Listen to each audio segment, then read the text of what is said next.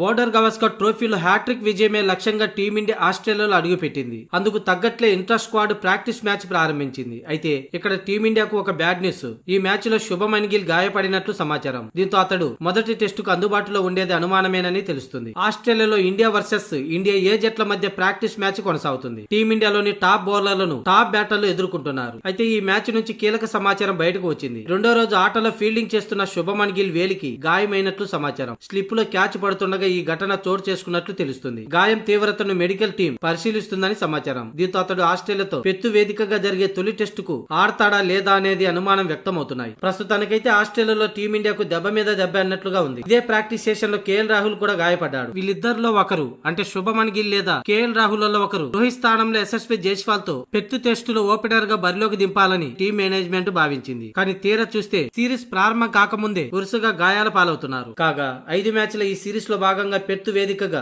November 22న తొలి test match ప్రారంభం కానుంది.